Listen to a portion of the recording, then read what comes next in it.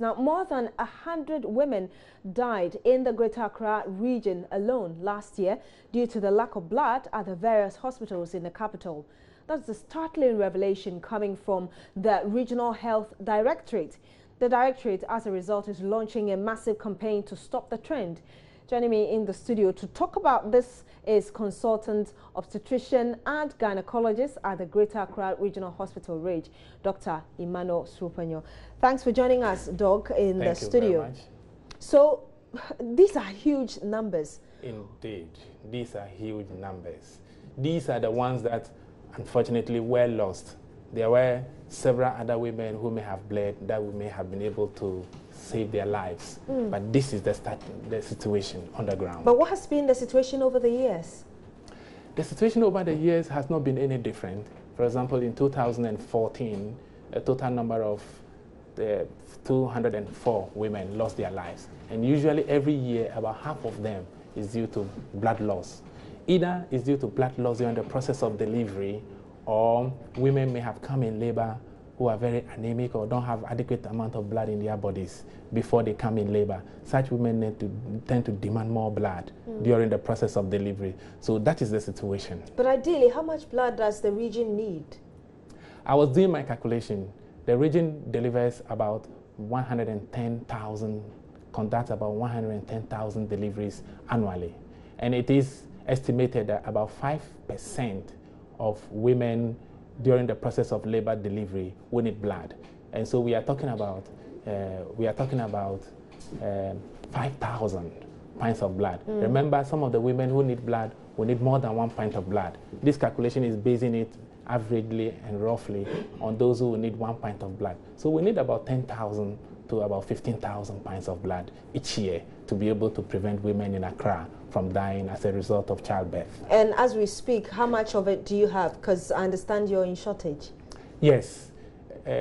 All the major hospitals, including even Kolebu Teaching Hospital, RAGE Hospital, Tema General Hospital, most of the district hospitals don't have adequate amount of blood in their blood banks. And that is why we are doing this campaign.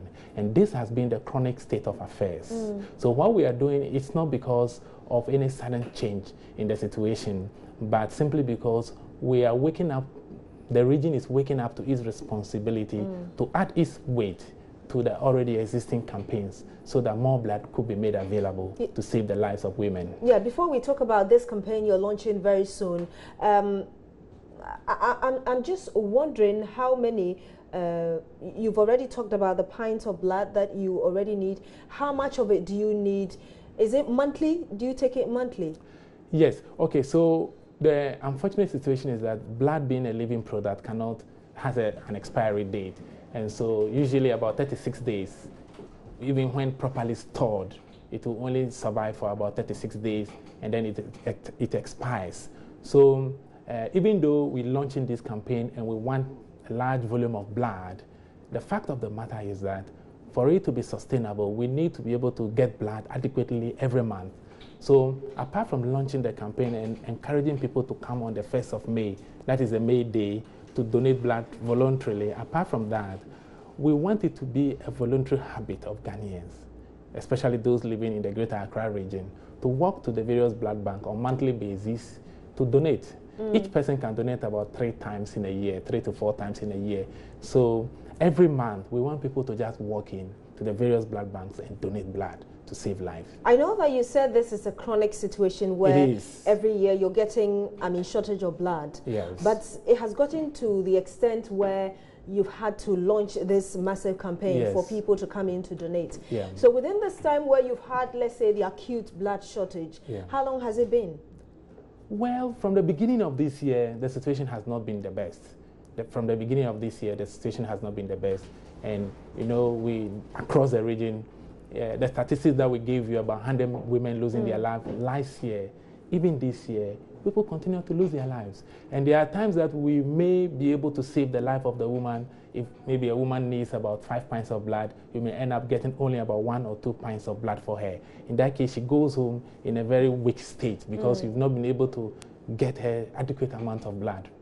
Sometimes when you visit other countries, for example, you go to conferences, they will tell you that they've been able to save a life of a woman by giving her about 30 pints of blood, or maybe even about 40 pints of blood for one woman if the situation becomes acute and severe. But such amounts of blood, we cannot get it in Ghana here to save people's life. So we want the blood banks in Ghana to become so robust that when the situation becomes so bad and we need blood, we should be able to give a single person about 10, about 15, if that is what she needs to be able to survive. We've just spoken about 100 women who died last year, and you also just mentioned right now in this interview that people continue to die. Today is the 24th of April. Between the 1st and now, 1st of January and now, do you know how many women, for instance, have died? Thank you very much for that question. I will not be from the top of my mind give that statistics.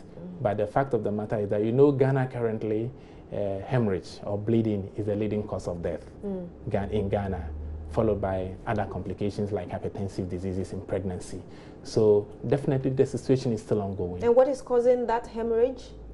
Usually during delivery or immediately after delivery, the womb has to contract to block the bleeding vessels. That is the usual normal physiology. But there are some women that their wombs are unable to contract adequately into a ball in order to stop bleeding. It is these people that go on to bleed excessively.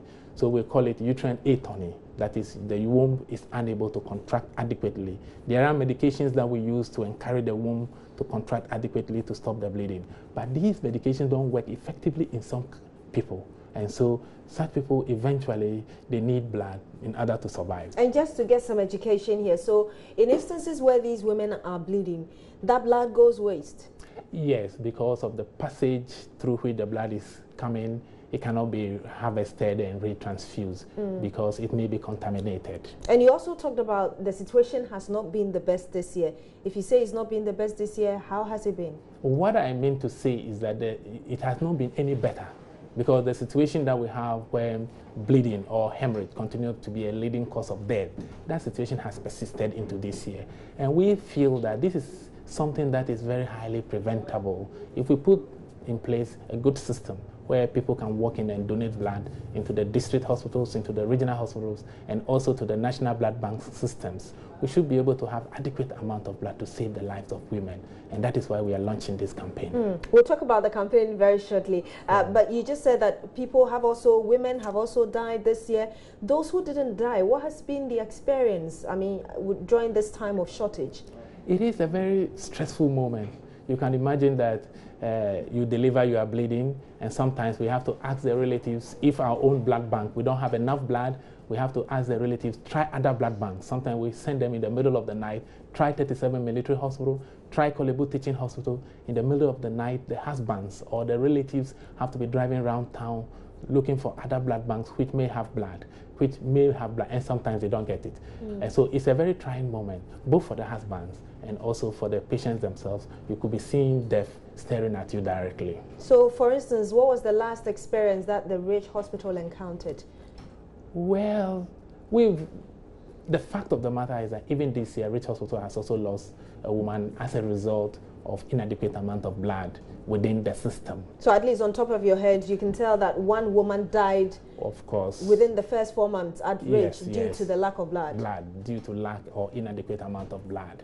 So blood as a product still continue, or unavailability of blood as a product still continue to cost the lives of our mothers. I know you're launching this big campaign to get more people to donate blood. Tell us about it.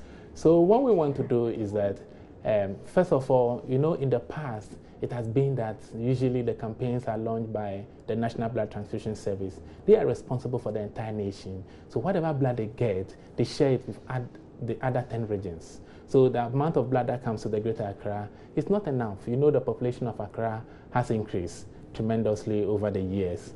So what we want to do, so this effort is an effort to support the National Blood Transfusion Service to make sure that other hospitals like Ridge, Tama General Hospital to start with, and later on the plan is that other district hospitals should be able to have small blood banks so that they also within the district can organize their own small campaigns to get people within the district to come over and donate blood into their blood bank, so that even at the district level they can save lives. Normally such cases, if the woman is bleeding, the bleeding woman will now have to be transferred to either Ridge Hospital or Tema General Hospital or Korle Bu Teaching Hospital. And sometimes in the process, the woman may die on the way. So if we make sure all these district hospitals are also able to have small blood banks, so that they are also able to save life at the district level, that will also help reduce the amount of women, the number of women that we are losing. So that's the new initiative you want to... That is the new initiative. So this initiative is to make sure that all major hospitals within the Greater Accra region are able to do blood donation exercises and keep blood within their blood banks to be able to save lives. On the 1st of May, this will be officially launched at the Greater Accra Regional Health Directorate.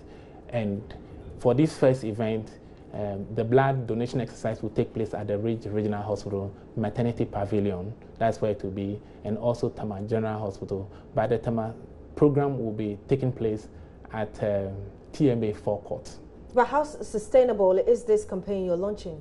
Well, it has to be a year-long campaign. It's something that we have to be revisiting every now and then, until Ghanaians develop the habit of just walking to blood banks and then donating blood. For example, if it's your birthday and you're happy, you can just walk to a blood bank and donate, or the birthday of your spouse, you are happy, the family can just walk to a nearby blood bank and donate blood. People do it, people donate to orphanages and so on and so forth. This is also something that people can donate. So until we get to the point that it has become a sustainable behavior or a natural behavior of people in Accra before we can stop. Otherwise, we have to continue to maybe encourage people to go over to the various blood banks and donate blood. You're talking about the need for people to have that mindset, but what sort of incentives are available for people to donate? Thank you very much for this one. What kind of incentives can we give? Normally, when you come to donate blood, we provide beverages that will settle your system down. 1 pint of blood is not likely to unsettle you at all. However, once you donate the blood, we let you sit down and rest a while, and we provide beverages to make you comfortable. We provide you with a card, a donor's card, which will be signed and stamped by the hospital authorities.